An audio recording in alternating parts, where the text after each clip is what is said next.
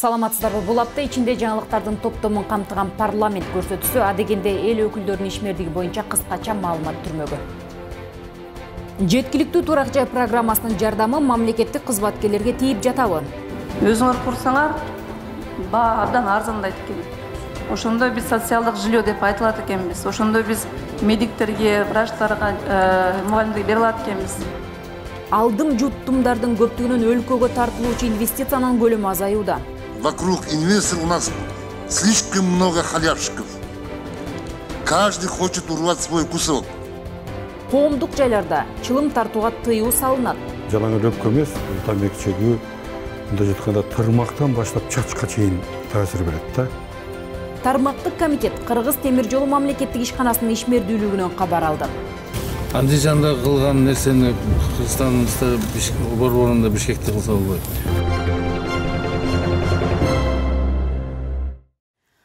Кыргыз темир жолу мамлекеттик ишканасынын акционердик коомго айлантуу сунушу берилүүдө. Жогорку кеңештин транспорт архитектура курулуш комитети темир жол ишканасында көчмө жыйын өткөрүп, анын бүгүнкү абалы келечек тагдырын талкуулады. Темир жол мамлекеттик ишканасынын акционердик бирикме кылууну айрым депутаттар колдосо, кээ бирлери каршы пикирин билдирүүдө. Депутаттар барган Бишкектеги номер 2 темир жол станциясы. Бекеттин бир бөлүгүндө турган такыр жарактан чыккан вагондор таштанды темир терсекке айланган. Темир жолчулардын айтуусунда бузулган вагон локомотивтерди оңдоого Өзбекстан жардамга келет. Кыргызстан ремонт ишин кыла албай жатканда кошуна өлкөлөр вагон чыгарып баштаган. Ишкананын жетекчиси 4 миллион 800 миң долларлык жаңы сатылып алынган вагондорду дагы көрсөттү. Ал вагон Казакстандын өндүрүшүнөн. Өзүңөр ремонт кылып эткенсиңер? Ремонт кылабыз, бизде локомотивный депо бар. Капитальный ремонтторду баардык бизде андай тилекке каршы немес возможность жок. Андижанда кылган нерсени Кыргызстанда борборунда Бишкекте кылса болбойт. Жок, биз баягы текущий ремонттор, депоской ремонттордун баарын жасайбыз бияктан. Бизде андай оборудование анан неме тилекке каршы жок да. Кыргыз темир жолу жүк ташуу жана жүргүнчү ташуудан өткөн жылда 5 миллиард 241 миллион сом киреше алган. Чыгашасы дагы аз эмес, 4 миллиард 663 миллион сом. Железобетонный. Быйыл дагы рельсовый өйдөкү строениянын дагы полностью ремонт деп акча каражаттарын да караштырып бөлдүк. Мына жазында иштеп баштайбыз кудайымча. Ишкана жылына 500 миллион сомдон ашуун таза киреше табат. Түшкөн пайданы мамлекет менен тең бөлүшүп келген. Эми темир жолдун жаңы директору вагон паркын жаңылоо, шпал, рельстерди алмаштыруу үчүн 1 миллиард сом керектелерин айтууда. Андыктан мамлекетке каражат бөлүп берүүнү токтотуу зарылдыгын айтты. Инвестиция тарталбай колу буту байланып жатканын айткан ишкана жетекчиси темир жолду акционердик коомго өткөрүү сунушун берди. Акционердик коомго барсак, мен айтып атпайм, бул биринчиден шарт түз берет инвестиция алып келгенге. Бияка тилекке каршы бүгүнкү күндө биздин госпредприятиябыз именно даже баягы банктан каражат алганга тоскоолчулуктар дагы бар да, мындайча айтканда. Темир жол стратегиялык объектти акционерлештирүүдөн мамлекет кандай утушка ээ болот? Өнүгүп кетет дегенге кепилдик барбы деген суроолор бир катар эл өкүлдөрүндө пайда болду. Там, скажем, национальная компания переименовать в акционерное общество стратегически ничего вам не даст. В каком году национальную компанию перевели? В 2006? Правильно? И что тогда тоже говорили, вот статус сейчас өзгөртөбүз, и будет все по-другому. Ой, заживем мы прекрасно, да? Ничего не изменилось за 12 лет, за 13 лет. Ишкананын башка бир нече киреше булактары бар. Анын бири локомотив ден соолук чыңдоо комплекси. Жетекчиликтин айтуусунда буга чейин комплекстен пайда көрүшкөн эмес. Уникалдуу спорт комплекси пайда бербейт дегенге эл өкүлдөрү ишене алган жок. Анткени менен жаңы жылдан тарта менеджмент өзгөрүп, бир айдын жыйынтыгында киреше менен чыгышкан. Иштегенибизге мына бир айдын анализ кылдык. 2,5 миллион чогултуп турбуз. 2,5 миллион. Бир айда, э? Бир айда. Любой бизнесменге бергилечи арендага. Эртең силерге иши арендасын төлөп берет. Иши прибыль калып келет. Иши мону обновить этет. Иши элдин баарына сулуу. Инвестиция керек эмес, да, даяр экен. Түшкөн акчаны ачыкка чыгарсың да ошондо. Ошол түшкөн сиз айткан түшкөн акчаны толук ачык айкын кылып азыр касса бүтүн толук түшүп атат. Ал эми темир жолдун карамагындагы Дыйкан базарын жабуу менен ишкана жылдык 11 миллион сомдон кургалган. Мында жеке жактардын кызыкчылыгы болгонун айткан депутаттар базарды ордуна келтирүү мүмкүнчүлүгүн карап чыгуу керек деди. Чындыгында ошол Дыйкан базарынын үчүн жакында эле мага кат келип түштү да, ошол боюнча да карап мүмкүн ал базарды кайра ордуна калыбына келтирүү боюнча чечим кабыл аласыздар. Бул канча сом берчү ошол субъект? 900 000 сом бир жылына. Айына. Анда бул деле жакшы эле сумма да, ошону карап көрүңүздөр. Темир жол ишканасында буга чейин бир катар коррупциялык схемалар иштеп келгени коомчулукка дайын. Депутаттар сатылып алынган вагондор сапатсыз экенин жана ишкананын жерине менчик мейманкана салынып, башаламандык орун алганын айтып чыккан болчу. Комитеттин көчмө жыйынында бул маселе кайра козголду. Территорияга берден гостиница салып салыптыр деп. Анда барып тенде бөлүп алып туруп ар кимге гостиница алып отуруп бергиле. Банкрот кылып туруп эле. Анда ушунун аягына биз банкрот келип атабыз. Мына Дыйкан базары эмне болуп атат? Темир жолдогу көйгөйдүн бири бул Бишкек-Жалал-Абад жүргүнчү темир жол каттамы. Аны жандандыруу демилгелер жоктугун эл өкүлдөрү сындап, маселенин үстүндө иштегиле деген тапшырма берди. Пограничник менен чечесиңерби, чекарачы менен? Же ушу Өзбекстан темир жолу менен чечесиңерби? Мен ким менен чечесиңер? Силер айткыла, мынау жылдын аягында, жылдын ортосунда же ача албайбыз деп кыска айткыңыздар. Аракет кылабыз деги межправительственный комиссияда киргизгенге. Ошондой эле Таластагы Маймак айыл өкмөтүндөгү 12 чакырым темир жолду казак тарап пайдаланган үчүн салык алуу маселесин дагы чечүү тапшырмасы тиешелүү органдарга берилди. Өткөн жылдын 9 айында Кыргызстанга инвестициянын келиши 344 миллион долларды түзүп, андан мурдагы жылга салыштырмалуу 31,5% азайган. Бул тууралуу КСДП фракциясынын жыйынында Кыргызстандын экономикасына инвестицияларды тартуу боюнча өкмөттүн маалыматын угууда белгилүү болду. Экономика министри Олег Панкратовдун билдирүүсүндө ушул тапта дүйнөдө түз инвестициялардын көлөмү азаюуда. Анын башкы себеби кирешелердин төмөндөшү менен айрым мамлекеттердин бири-бирине киргизген санкциялары болууда. Жалпы инвестициянын 65% токен тарамагына эле келип атат да. Баягы өзүбүздүн улуттук байлыгыбызды, Кыргызстандын, элдин байлыгын көзүбүздүн карегинде сакташ керек. Биз анын ордуна инвестиция тарттык деп лицензияны сатып туруп, анан кийин андан момчу инвестиция келди урдуруп атабыз да. Анан мен муну айтпайт элем, бул жакшы көрсөткүч эмес. Өзүбүздүн байлыкты сатып эле оңго солго саткан. Өлкөгө тартылган инвестициялардын 127 миллион доллары Кытай Эл Республикасынан келсе, шериктештиктеги өлкөлөрдөн келген инвестициялардын көлөмү 56 миллион доллардын тегерегин түзгөн. Инвестициянын келишине жергиликтүү тургундардын инвесторлорго каршылык көрсөтүп жатышы, Бишкек жылуулук электр борборун сыяктуу чуулгандуу соттук иштер дагы кошумча тоскоолдуктарды жаратууда дейт өкмөттүн өкүлү. Значит, основная причина, то есть если мы проанализируем по странам, то мы видим, что это на 40 с лишним процентов уменьшились именно только из Китая. За счет этого, это как основной инвестор, за счет этого общая цифра у нас такая, как бы неутешительная, будем говорить. Но мы все прекрасно знаем, какие у нас ситуации вокруг китайских компаний за последний год происходили. Естественно, это вызвало определенную реакцию со стороны китайских инвесторов, определенные опасения.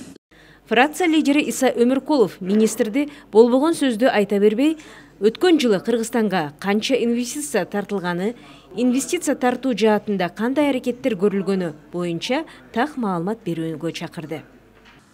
Вы знаете, вот мы не хотим вас ругать, вы правильно нас поймите. Мы горим за страну, горим за экономику.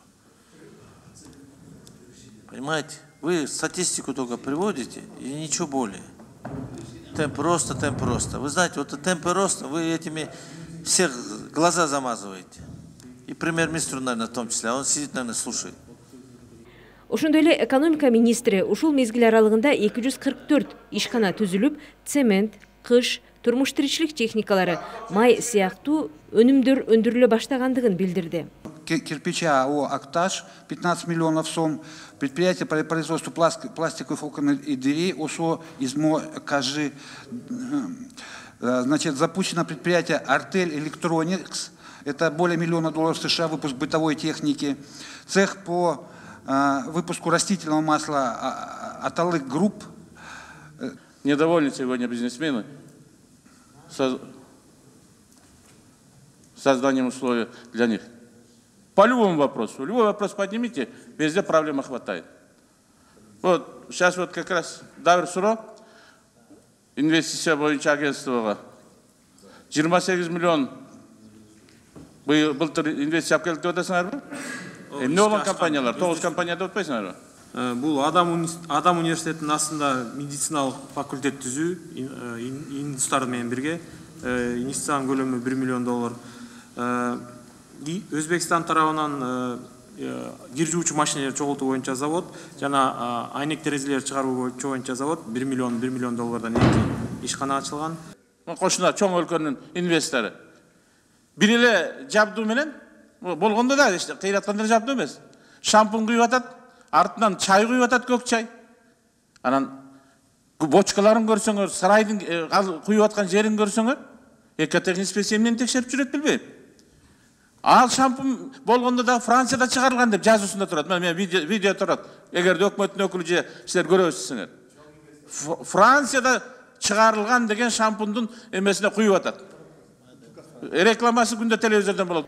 Депутат Анвар Артыков инвестиция тартуунун азаюусунун себеби анын айланасында жүргөн алдым жуттумдардын ишинин натыйжасы экендигин белгиледи. Причина только в одном, Олег Михайлович. Причина вокруг инвесторов у нас слишком много халявщиков. Каждый хочет урвать свой кусок. Вы можете сегодня выйти на улицы, ходят инвесторы с портфелями, деньгами, там, грантами, гарантиями, все что угодно. Но пробиться к вам это невозможно. Түкүрүккө болгон айып пулдун өлчөмү кыскарат. Мындай өзгөртүүлөр бузуулар жөндөө кодексине киргизилүүдө. 5500 эмес, эми 1000 сом болот. Алгач эскертүү берилип, кийин айып пул салынат. Эгерде өз убагында төлөнбөсө, туум көбөйүп отуруп, бул иш сотко өткөрүлмөкчү. Кененирээк тармактык комитеттин жыйынынан көрсөңүздөр болот. Коомчулук жаңы гана күчүнө кирип иштеп баштаган кодекстерди бир топ сынга алышты. Тагыраагы түкүрүктүн айып пулу өтө кымбат делип, эл арасында тамашачын аралаш ачакей пикир жаралды. Эми өкмөт өзгөртүү кирип, мыйзам долбоорун парламентке алып келди. Түкүрүк деп өзүн киргизгенде туура болбойт экен. Ошондуктан биз баягы азыр Наталья Владимировна айткандай, бул коомдук жайларда жүрүм-турумдун жалпы кабыл алынган ченемдерди бузуу деп туруп, скобка кашанын ичинде түкүрүү, чимкирүү жана семичке чагуу деп. Бул эң бизге коомго жат көрүнүш. Тазалыкты дагы, ден соолукка дагы мындай өзүнүн немесин, залакасын тийгизген неме деп тур. Мыйзам долбоорундагы өзгөртүүдө, эгерде өлкөнүн жарандары түкүрүү сыяктуу коомго жат көрүнүштөрдү жасаса, биринчи эскертүү берилип, анан айып пул салынат. Мындай көрүнүшкө депутаттар каршы пикирин билдирди. ППСтин кызматкерлери эч ким көрбөйт деп мен сизге эскертүү бердим, 500 сом берип койсо чында взятка алат, ошентип өзүбүз кайра кылмышка түртүп атабыз. Ошондуктан эми штраф мурдагыдай 5000 эмес да 1000 сом түкүргөнгө болбойт, округка чыштаганга болбойт. Элдин аң сезими кичине көтөрүлөбү деп атам да. Ошо эскертүүнүн жөнүнө коюлу. Мен барып милициялар тегеректеп турган 5-6 отургандан барып сүйлөштүм. Кандайсыңар деп. Ой байке, эл эмес биз деле түкүрбөй калдык дейтларчы. Тегерегин калсам чын ошондой. Мен айтам, мына биздин депутаттардын айтканына кошулам, жана предупреждениени токтотуп, чөнтөккө кирип кетет атпайбы биздин бир депутат. Туура айтып атат. Ал эми көзөмөл жүргүзүү жоопкерчилигин эки орган алмакчы. Налагать штрафы двум органам. Бул уполномоченным органам внутренних дел и транспорта дейт. Транспортта керекпи бул жерге Жеңиш Батырович карап койду? Мен жооп берип коеюн. Эмне үчүн дегенде киргизип атабыз Минтрансты. Ал жерде өзүңүздөр билесиңер, аэропорт бар, ошондой эле мына ЖД вокзалдар бар да. Ошол жерлерде да коомдук жайлар, поездар жүрөт бар, коомдук жайлар болуп эсептелет. Ошондуктан биз ошол транспорт министрлигин киргизгенбиз. Бул туура деп ойлойбуз. Мына бүгүн эле чыгып атат, акционерный обществого өткөрөбүз деп. Частный өтүп кетет эртең. Эртең министерство транспорттун эч кандай тиешеси болбой калат. Ал частник болуп кетет мисалы үчүн. Ошон үчүн мен Мирлан Кантиповди толук колдойт элем. Бул жерде бирөөгө гана жоопкерчиликти жүктөш керек, ошол гана жоопкерчилик тартыш керек. 1-январда күчүнө кирген бузуулар жөндөө кодексинде түкүрүккө болгон айып пулдун өлчөмү 5500 сом деп көрсөтүлгөн. Эми ал 1000 сомго түшүрүлдү. Талкууда депутаттар айып чогултуу жагын ар кайсы органга жүктөбөй, жоопкерчиликти алуу милдетин ИИМге гана берүүнү эп көрүшүүдө. Уважаемые коллеги, прошу проголосовать. Кто за, кто против, воздержались, спасибо. Укук тартиби, кылмыштуулук менен күрөшүү жана коррупцияга каршы аракеттенүү боюнча комитетинде каралган бул маселе Жогорку Кеңештин жалпы жыйынында дагы талкууланды. Бул кодекстердин максаты бюджетти толтуруу айып менен же башка максатты көздөйбү? Негизинен бул кодекстер ушул коомдук тартипти жана биздин жарандардын коопсуздугуна багыттаган кодекстер болот. Туура, мына маданиятын көтөрүп, Бул балекетти башынан алып салгыла, туура эмес кылгансыңар. Анан айтып атпайсыңар азыр. Биз бул мыйзамдын негизги максаты маданиятты көтөрүү деп. Маданиятты акча менен көтөрбөйт, маданиятты башка менен көтөрөт. Жаңы гана күчүнө кирген 5 кодекс менен 2 мыйзам долбоору өлкөнүн жарандары элдин кайрылууларын эске алуу менен өзгөртүүлөр киргизилип жатканын төрага белгиледи. Бардыгыбыз оюбузду билдиргенбиз. Бул мыйзамдардын бүгүнкү күндө биздин турмушубузга, экономикабызга эң керектүү, уну иштетиш керек деп. Бирок кемчиликтер болду. Мына бара-бара көч оңолот дейт Кыргызда. Ушинтип оңдоо түздөө менен биз ушу кодекстерди ордуна салып, экономикабызга, мамлекетибиз үчүн иштеп, ийгиликтерди жаратат деген ойдобуз. Жыйындын соңунда бузуулар жөнүндө кодексине өзгөртүүлөрдү киргизүү тууралуу мыйзам долбоору дароо 2-3 окууда колдоо тапты. Адистер ырастагандай онкологиялык оорулардын 30% чылым тартуудан келип чыгат. Жылына өпкө рагына чалдыккан 6000 адам катталууда. Дарыланууга миллиарддаган сом кетүүдө. Ансыз да саламаттык сактоо тармагында каражат тартыш болуп турган чакта чылым өлгөндүн үстүнө көмгөн кылууда. Дал ушул натыйжадан улам депутаттар тобу жарандардын ден соолугун чылымдан коргоо тууралуу мыйзам долбоорун сунуштады. Мыйзам долбоорунун авторлорунун бири депутат Алмаз Токторов коомдук жайлардын баарында таптакыр чылым чегүүгө тыюу салуунун түпкүлүгүн түшүндүрдү. Биринчиден, чылым чегип кан тамыр, өпкө боорун кууратып алган адамдарды дарылоо оор жана эсепсиз чыгым коротулат. Андыктан чылымга каршы катуу чараларды көрбөсө болбой калды. Ооруп калгандан кийин ошо кайрылат, саламаттык сактоо тармагына кайрылат да, ал жерден анан биз бюджет эсебинен аларды дарылашыбыз керек да. Анан каражатты бөлбөй туруп, анан бул жагынан уруксат берип койсок болбойт да. Кеңири чеге бергиле, кеңири тамекини тарта бергиле депчи. Бирок келерки муунга биз алдын ала профилактика кылып атабыз да. Ошон үчүн реклама кылбагыла, реклама болбосун, магазиндерде жана сатылып аткан жеринде дегеле пачкасы көрүнбөсүн, ошо тамекинин пачкасы көрүнбөсүн депчи. Бир гана тамеки тартууга эмес, акиташ, тооктун кыгы жана башка уулуу заттар кошулган насвайга, электрондук тамеки, кальян сыяктуу чылымдын башка түрлөрүнө дагы тыюу салынат. Мыйзам долбоорунда чылымды рекламалоого, ачык коюп же жаш балдарга сатууга болбойт. Ал эми тартип бузган учурда салынуучу айып пулдун көлөмү аныкталып, бузуулар кодекси менен шайкеш келтирилет, деди долбоордун авторлошу Айнуру Алтыбаева. Штрафтар дагы ар кандай бир 7-8 түрдүү штрафтарды биз сунуштап жатабыз. Мисалы үчүн, мындай тыюу салынган жерлерде тамеки тартсаңыз, бир штраф, даже бизде ата-энелерге дагы штрафыбыз бар. Мисалы үчүн, атасы отуруп алып үйдө бар баласын, жашы өспүрүм балдарга бар тамеки алып кел деп жөнөтсө, ага штраф. Мисалы үчүн, дүкөндөрдө жаш балдарга сатуучу жашы жетелек балага тамекини салса, ага өзүнчө штраф. Негизги мыйзам долбоорубузду өткөзүп алалы, анан кийин баягы аркасынан штрафтардын көлөмүн Жогорку Кеңешке талкуулап, анан кийин чыгарабыз деп чечим кылганбыз. Дагы бир өзгөчөлүгү бар. Биз сунуштаган мыйзам долбоорун көпчүлүк колдогон менен катуу каршылык көрсөткөндөр да бар. Алар бирөөнүн ден соолугун талкалап, байып жаткан тамеки өндүрүп сатуучулар. Бизге каршы болуп аткандар, алар күчтүү. Алар күчтүү.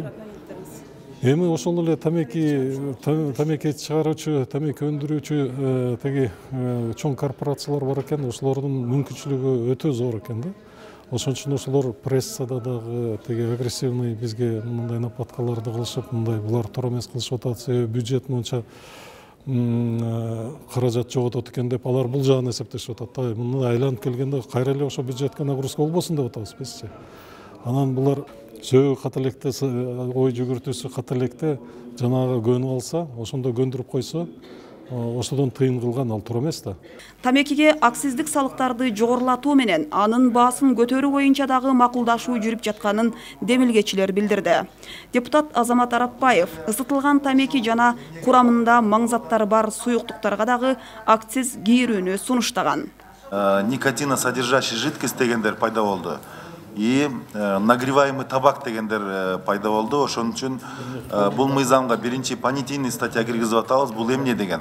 Экинчиси, ошол биздин мамлекетте бүгүнкү күндө эч кандай бир регулирующий норма жок. Бул жөнүндө мына салык кодексине кандай салык алабыз, буну кандай тартипке келтиребиз деген ушул жерде ушул акциздик ставканы дагы бекиткенге сунуштап атабыз 5 жылдык программа менен. Бюджет жана финансы комитети өткөн аптада бул демилгени колдогон.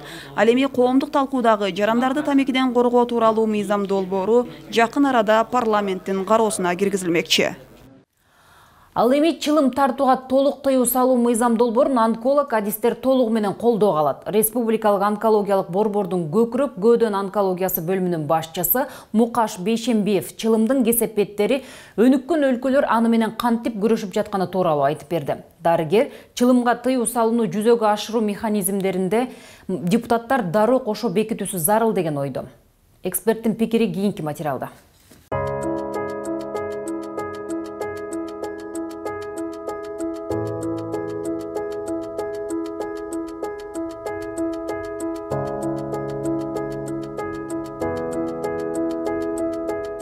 Мисалы тамакинин түтүнүндө 4000ден ашык зат бар ар кандай.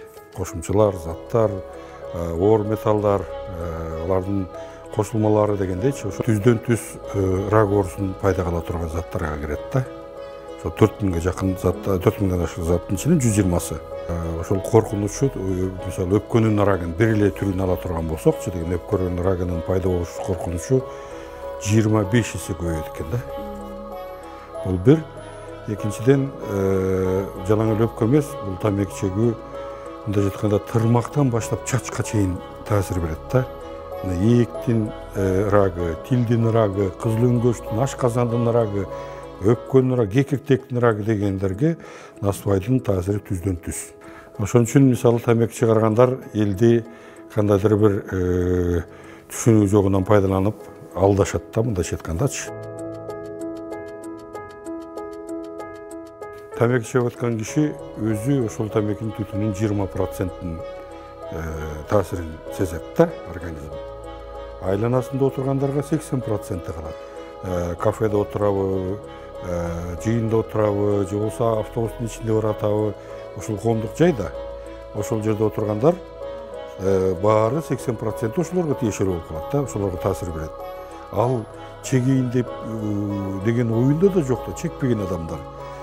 Значит, бул алардын укугун бускандык болуп атпайбы? Илимий изилдөөлөрдү жүргүзүп көрдүм окуучулар менен. 20 миллиардтан ашык сом кетет экен. Бир круглый столдо отурганда ушул Минэкономразвитиянын кызматкеринен мен официалдуу түрдө суроо бердим да. Жооп бериңиз деп. Ушул тамекини өндүргөндөн, анда бизде заводдор иштеп турчу. Тамекини саткандан канча бюджетке пайда түшөт деп. Ошондо ошол жигит мынтип жооп берди. Эми ал кишинен мурдараак болчу. 0,67% деди. Дарылап ошолорго кеткен чыгым 20 миллиардтан ашыгыраак түзүлөт экен. Анан мындай суроо туулушу мүмкүн. Ал 20 миллиард каяктан чыгып атат? Минздравдын өзүнүн бюджети анчалык болбосо деп. Туура. Ал биздин жарандардын чөнтөгүнөн чыгып атат. Англияда мындан бир 15-20 жыл мурун 2000-жылдардын башында 75% тамеки чекчикен.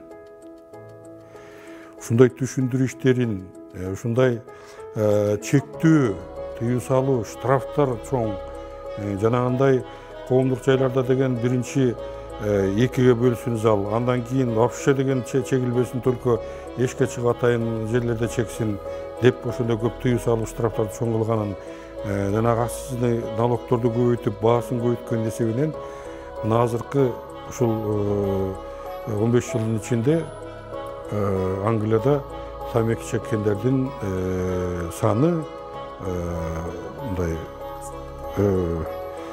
взрослый адамдардын арасында дегендейчи 75%-тен 30%-ке түштү.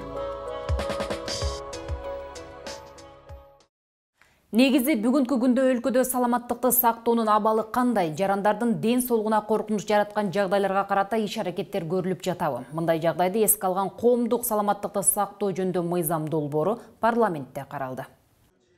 Бул мыйзамды өкмөттүн токтомунун негизинде саламаттыкты сактоо министрлиги иштеп чыккан. Анын негизги максаты медициналык калдыктарды зыянсыздандыруу. Кыргыз Республикасынын аймагында саламаттык сактоо уюмдарынын медициналык калдыктарды жана медициналык багытындагы сымаптуу буюмдарды тейлөө жаатындагы ченемдик укуктук жөнгө салуу болуп эсептелет. Мыйзам долбоорун экинчи окууга даярдоодо депутаттардан кат жүзүндө сунуштар жана сын пикирлер түшкөн жок.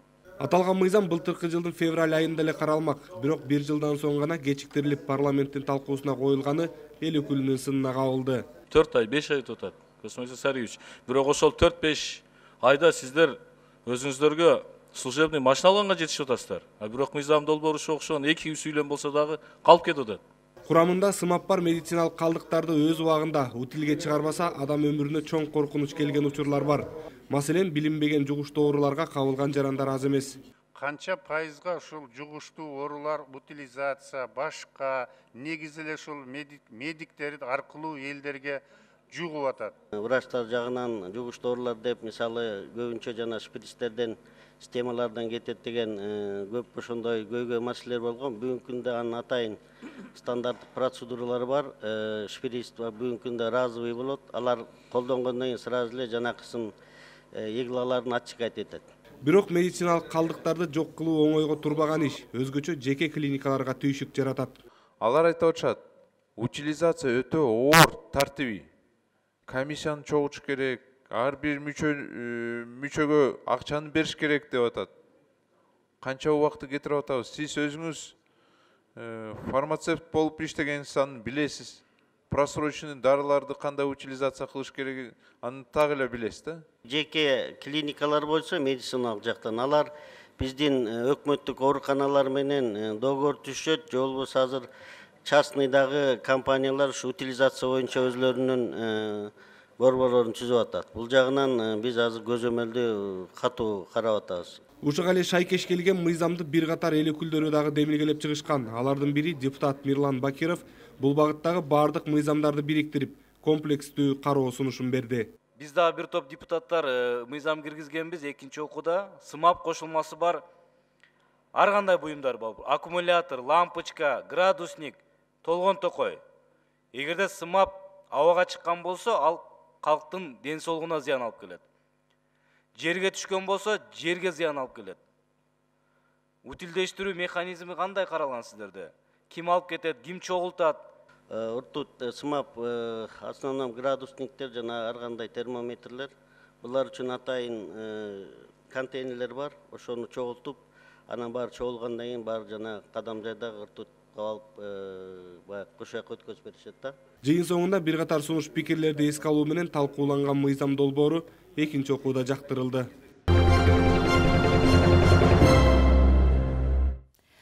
Энерго тармактагы мурдагы кайталанып келе жаткан кемчиликтер азайдыбы? Өкмөт бул багытта кандай иштерди жүргүзүүдө? Эл өкүлдөрү жаңы энергетикалык кубаттуулук ишке киргизилбей турган болсо, энерго тармактын жетекчилери отставкага кетиши керектигин айтты. Энергетикалык тармактын абалы, келечеги жана аны өнүктүрүү боюнча кийинки репортажда сөз болот. Бул боюнча аткарылып жаткан иштердин жүрүшүнөн биринчи вице-премьер-министр Кубатбек Боронов эл өкүлдөрүнө маалымат берди.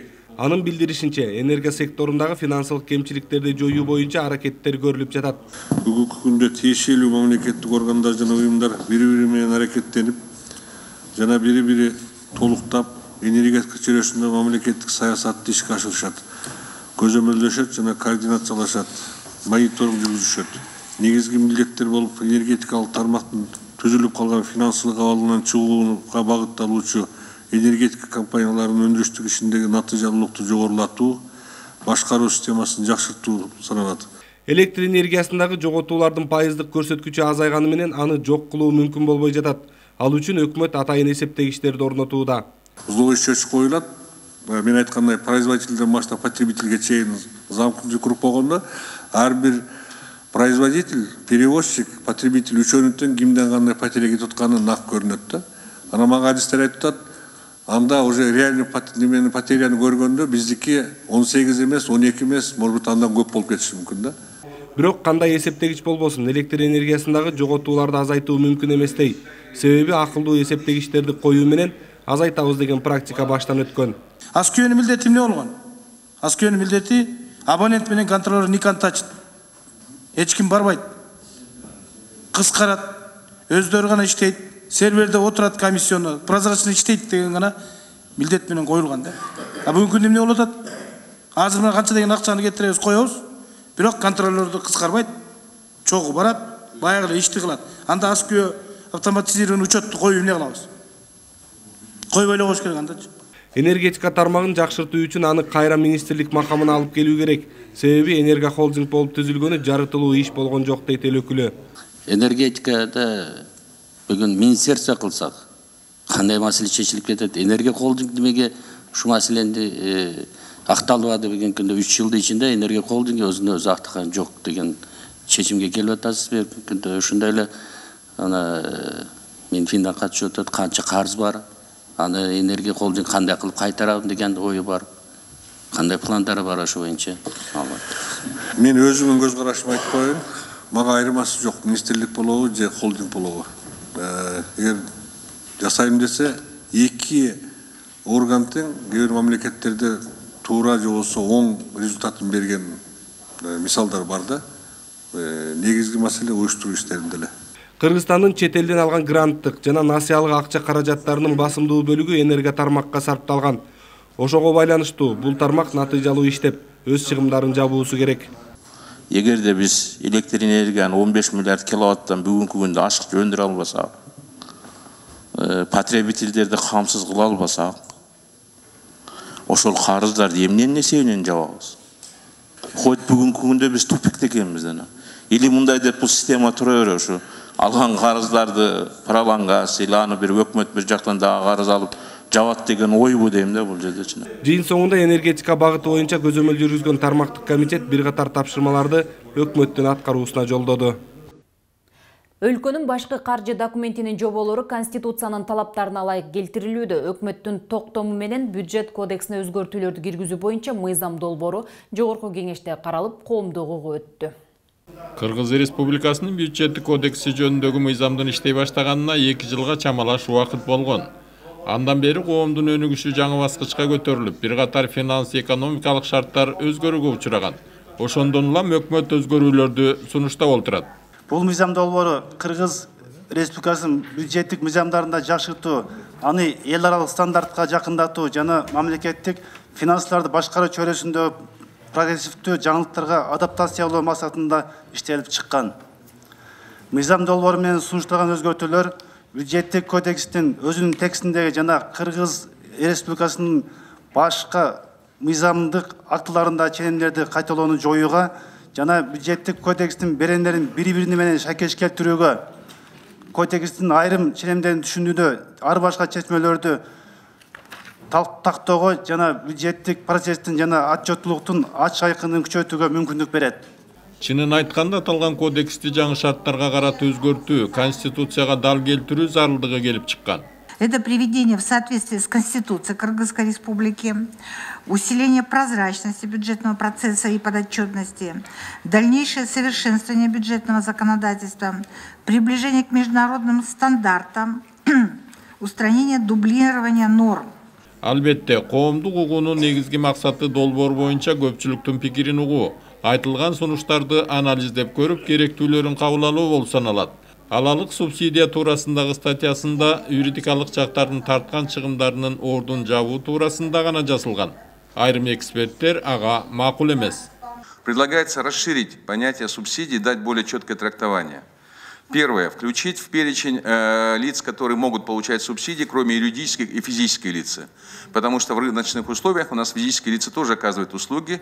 Более того, в условиях развития информационных технологий, у нас сейчас айтишники, например, да, они являются частными предпринимателями, но при этом выполняют достаточно большие объемы работ. Поэтому первое, это предлагается включить физические лица, которые занимаются коммерческой и некоммерческой деятельностью. Второе, надо повысить ответственность лиц, принимающих решения о том, что нужно субсидировать ту или иную деятельность.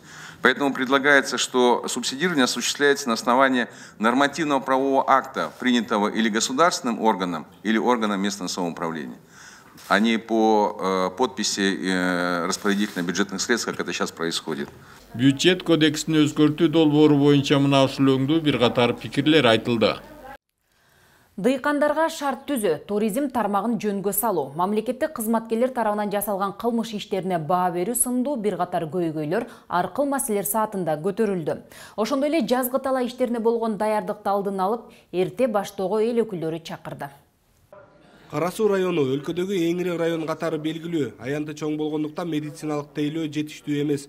Ошондуктан мобилдик клиникаларды алыска айылдарга жиберүү керек. Кыз келиндер, аялдар, балдар менен ал жерде баяк мобильный клиника барса, тийиштүү УЗИлерден өтөт экен. Мына былтыр мен 7 айлды берсем, 2 айга барып, калган барбай калыптыр.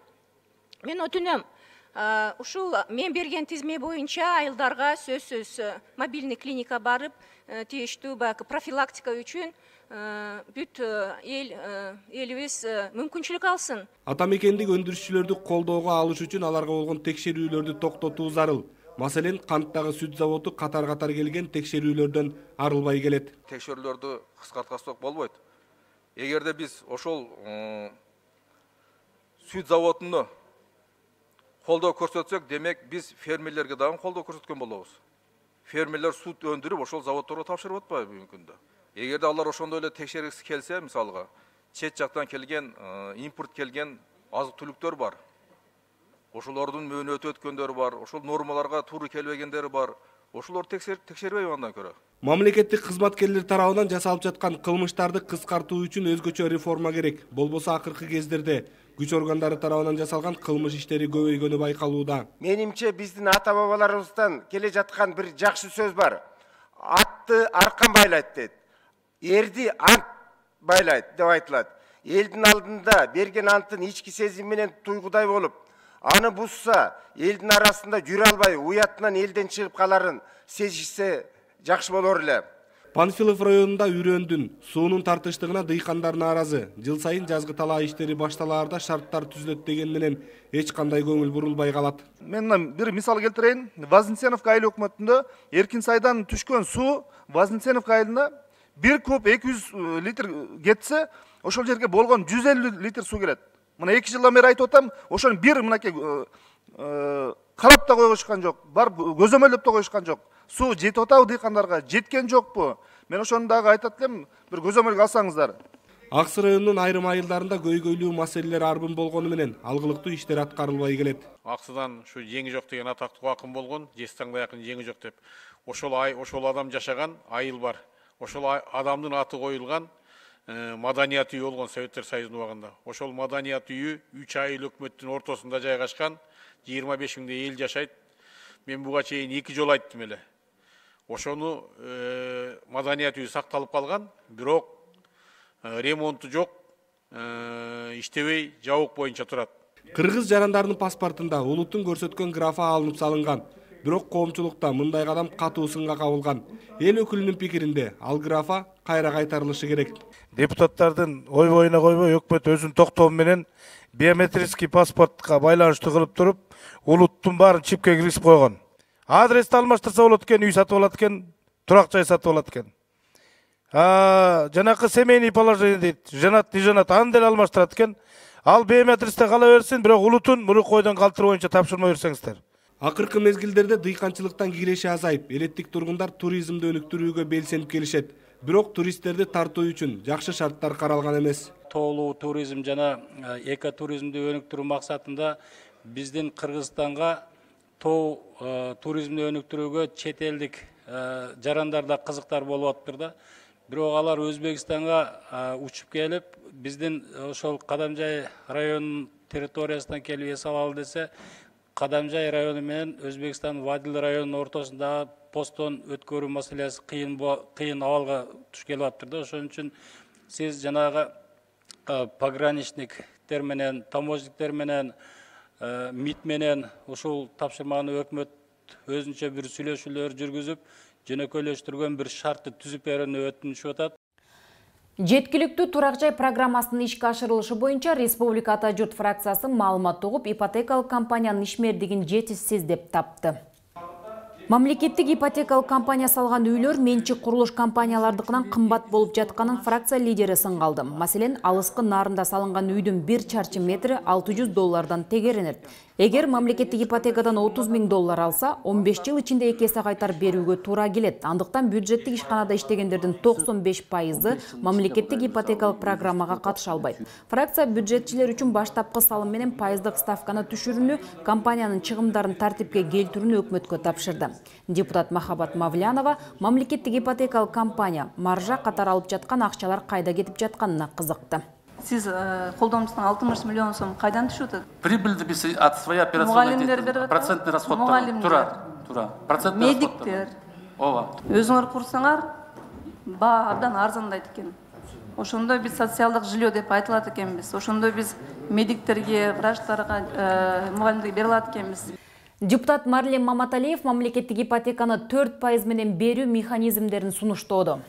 Маселе бюджет жана финансы комитетинде каралып, сунуш өкмөткө жиберилди. Ипотекалык компаниянын маржасы 3-4%, коммерциялык банктар 4% маржа кошуп отуруп, акыркы ипотека 9%га чыгып кетүүдө. Мындай пайыздын жогору болушуна муктаждардын 26% гана ипотека алышкан. Эл өкүлү мамлекеттик ипотекалык компанияны ортомчу кылбастан Каржы министрлиги каражатты түз мамлекеттик РСК Айыл банкына берүү керек деди. Ошондо пайызды 4-кө чейин түшүрүүгө болот. Депутат Маматалиев ипотекалык компаниянын чыгымы айрым министрликтерден да өтө көп болуп жатканын белгиледи. Сайтта белгиленгендей 14 эмес мен 9 минималды 9 төлөм менен алганда 12.666 сом төлөйт экен. Эми биздин мугалимибиз 8.000, 9.000, 10.000 сом орточо алса, ал даже өзүнүн азыркы төлөп аткан төлөмүн толугу менен жаба албайт. Ал ар бир айда карыз алганга муктаж. Ошентип атып 15 жылда бул үй $34.000 турган үй $67.000 айланат. Сокулукка ветеринардык жана фитосанитардык лаборатория курууга багытталган мыйзам долбоору 3-чү окууда жактырылды. Макулдашуу долбоорунда лаборатория курууга Кытай өкмөтү тарабынан жалпы суммасы 650 миллион Кытай юаны бөлүнөрү белгиленген. Муну менен ветеринардык жана фитосанитардык лабораториялардын курулушу менен эл аралык талаптарга ылайыкталган айыл чарба продукциясын сертификациялоо көйгөйү чечилип, ата мекендик продукцияларды экспорттоодо потенциалын жогорулатууга шарт түзүлөт. Депутаттардын демилгеси менен сотторду тандоо кеңеши боюнча мыйзамга өзгөртүү киргизилүүдө. Анын башкы максаты сотторду тандоо кеңешинин мүчөлөрүнө аткарган иши үчүн акы төлөөнү мыйзамдаштыруу болуп саналат. Адеген жылдары сотторду тандоо кеңешинин мүчөлөрүнүн саны 24 адамдан турган. Кийин анын саны кыскарып, сотторду тандоо кеңешинин 9 мүчөсү болуп калган. Акыркы 2 жылдан бери акысыз иштеп келишкен. Жогоруда көрсөтүлгөн мыйзам долбоору Кыргыз Республикасынын судьяларын тандоо боюнча кеңешинин мамлекеттик кызмат ордун ээлеп турбаган мүчөлөрүнө ай сайын сыйакы төлөөнү аныктаган ченемди карайт. Сотторду тандоо кеңеши боюнча ар кандай күмөн пикирлер айтылып келген. Ошондон улам кеңештин мүчөлөрүнө бериле турган сыйакынын өлчөмү суроо жаратты. Бул 25 000 айлык менен бул маселе чечилбесе керек деп ойлойм. Буларга сыйакы бериштин менимче биз билебиз да кантип тандоо буларды биз сунуштап атпайбызбы фракциялар билебиз да. Бир местага канчасы келет. Значит, ал жакта бир окат бар да. Биз азыр мыйзамдык база менен буларга сыйакы беришибиз керек да. Ал канаттандырабы, жетеби, жетпеби. Мисалы үчүн мугалимдер да мүмкүн айлыгы жетпейт, эмгектен атат. Бирок буларды камсыз кылышыбыз керек. А сиз айткандай эрежелер аныкталса, анда коргоо органдары кармаш керек буларды. Жанагындай сиз айткан мотивде таңдап атса. Сотторду тандоо кеңешинин мүчөлөрүнө мурда сыйакы төлөнүп келген. Мыйзамдык негизи толук аныкталбагандыктан акы төлөө токтоп калган. 19 жылдын бюджетине 5,4 миллион сом каралган. Бул каражаттар каралган. Буга чейин деле 14 жылдан бери төлөнүп келген. 18 жылы жанагы өкмөт токтому күчүн жоготконго байланыштуу 18 жылы бюджетте каралган, бирок төлөнгөн эмес болчу. Тандоо кеңешиндеги кызматтын статусун өзгөртүү керек деген пикирлерди айтылды. Андай боло турган болсо, принцибинде өзгөрбөйлүбү? Давайте буларды госслужащий кылып алалы. Айлык төлөйлү, не меньше судей, а может больше, чем судей. Төлөп берели. Анан сурайлы да. Долбоор боюнча кеңештин мүчөлөрүнүн 6-10 төлөнүп, мурдагы иштеген жериндеги айлыгы сакталган 3-өөнө төлөнбөйт экен. Иштеген ушу кеңештин мүчөлөрүнө төлөбөйбүз. Ал эми жумушу жок болгондорго төлөйбүз. Как раз таки биринчи категорияга бул кошумча жумуш болуп атпайбы? Да, кошумча жумуш. Тиги айлык бере тургандорго алар негизги жумуш болуп атат. Бул жерде ойлоп атам, кичине туура эмес болуп калат. Же биз баарына төлөшөбүз керек, вознаграждение, же эч кимге төлөбөшүбүз керек. Мына ушундай талкуудан соң мыйзам долбоору биринчи окууда жактырылып, комитет жыйынында айтылган сунуштарды эске алуу менен толуктап иштеп келүү сунушталды. Төрага Дастанбек Жумабеков ЭКОКунун программалык кеңсесинин башчысы Пьер фон Аркс менен жолугушту. Жолугушууда Кыргызстан менен Европадагы коопсуздук жана кызматташтык уюмунун алакасы жана ЭКОК парламенттик ассамблеясы менен жогорку кеңештин ортосундагы байланыштарды өнүктүрүү маселелери талкууланды. Төрага Дастанбек Жумабеков Кыргызстан эл аралык уюмдар менен болгон алаканы арттырууга, анын ичинен ЭКОК менен кызматташтыкты кеңейтүүгө өзгөчө маани берерин белгиледи. Кызматташуунун алкагында Кыргызстанда жүргүзүлүп жаткан реформаларга учкай токтолгон. Төрага гендердик теңчиликти камсыздоо, жарандык коомду күчтөндүрүү, шайлоо системасын жакшыртуу, саламаттыгына мүмкүнчүлүгү чектелген жарандарды колдоо сыяктуу бир катар иштер тынымсыз улантылып жатканын кошумчалады. Эл аралык иштер, коргоо жана коопсуздук боюнча комитети Бириккен Улуттар уюмунун башкы ассамблеясы тарабынан кабыл алынган майыптардын укуктары жөнүндө мыйзам долбоорун 3-чү окууда жактырды. Анын негизги максаты бардык майыптар адамдардын укуктары менен эркиндиктерин коргоо, ошондой эле алардын аброюн сыйлоого артыкчылык берүү. Эмгек жана социалдык өнүктүрүү министрлигинин өкүлүнүн айтымында ушул тапта Кыргызстанда 181 000 ден соолугунан мүмкүнчүлүгү чектелген адам бар. Алардын басымдуу бөлүгү эрезеге жете элек балдар. Депутаттар тобу мамлекеттик сыйлыктар жана ардак наамдары жөнүндө мыйзамга өзгөртүүлөрдү киргизүү демилгесин көтөрдү. Анда жогорку мамлекеттик кызматты ээлеген, өлкөнүн өнүгүүсүнө өзгөчө салым кошкон мурунку мамлекеттик ишмерлерге Кыргыз Республикасынын баатыры наамын ыйгаруу сунушталды. Демилгечилердин бири Мирлан Бакировдун айтымында, өмүрүндө көптөгөн көрүнүктүү иштерди жасаган жана өзүнүн талыкпаган эмгеги менен элдин сый урматын арзыган Султан Ибраимов сындуу бир катар ири мамлекеттик ишмерлер бар. Алардын даңазалуу ысымдары элдин эсинде ар дайым сакталат. Ошондон улам мыйзамга тийиштүү өзгөртүүлөрдү киргизүү демилгеси каралган. Ар бир замандын өзүнүн мамлекет үчүн салымын кошкон, таза иштеген инсандарды барктасак, ал биздин келечек муунга өрнөк болот. Эгер бүгүн таза иштесек, эртең канча жыл өтсө дагы эл эмгекти унутпайт деген бир идеология болот деген мааниде ушул мыйзам сунуштап жатабыз. Ошентип мамлекеттик сыйлыктар жана ардак наамдары тууралуу мыйзамга өзгөртүүлөрдү киргизүү долбоорунун концепциясы жактырылды. Кыргызстан парламенттик фракциясынын жыйынында өкмөткө караштуу жаштар иштери, дене тарбия жана спорт мамлекеттик агенттигинин натыйжалуу башкаруу жана өнүктүрүү аткарылып жаткан иш-чаралары тууралуу маалымат берилди. Өкмөт өкүлдөрүнүн ырастоосунда акыркы жылдарда спорт тармагындагы жетишкендиктерден тышкары спортту өнүктүрүүгө кедергисин тийгизип жаткан көйгөйлөр да бар. Канат Аманкулов келерки жылы Жапонияда өтүүчү олимпиадалык оюндарга катышууга быйыл лицензия алуу үчүн мелдештер өтөрүн. Кыргызстандын алдын ала болжолдор боюнча спорттун 13 түрү боюнча лицензия алууга мүмкүнчүлүгү бар экенин маалымдап, эми ошол мелдештерге кыргыз спортчуларынын катышуусуна сапарлар үчүн жана спортчулардын тамак ашына каражат маселеси чечилсе деген пикирин ортого салды. Олимпиаданын алдында акча каражатын аябайлабагычы медикамент, жанагы витамины обеспечить спортсменди полностью, пожалуйста, обеспечьте. Канат Маратов, ЦОПтун директору отурат, Олимпийский комитеттин жана директору отурат. Спортко бир жакшы эме алып туруп, кыргыз мамлекетине 4 жылда бир өтө турган олимпиадага жел бересинчи. Жыйынтыгында спорт тармагын өнүктүрүүгө суралган 95 миллион сомду республикалык бюджеттен караштыруу жана башка депутаттар тарабынан айтылган сын пикирлерди эске алуу тапшырмасы белгиленген чечим кабыл алынды. Жогорку кеңештин депутаттары Кенжебек Бокоев менен Тариел Жоробеков Талас шаарына барып, жергиликтүү тургундар менен жолугушту. Эл менен болгон жолугушууда депутаттар Кенжебек Бокоев демилгелеген жогорку кеңештин регламенти жөнүндө мыйзам долбоору жана дагы бир катар мыйзам долбоорлор боюнча кереге кеңеш өткөрүштү. Элеттиктер өз сунуш пикирлерин билдирүү менен бирге аларды түйшөлткөн социалдык көйгөйлөрдү чечип берүүнү суранышты. Бизге бөлүнгөн убакыт ичинде сиздерге айтып жетишкен жаңылыктар ушулар болду. Кенен таанышууну кааласаңыздар Кеңеш Facebook, YouTube баракчабызга чакырабыз. Программаны Жогорку Кеңештин басма сөз кызматы даярдап, мен Жылдыз Жолдошбаева алып бардым. Саламатта калыңыздар.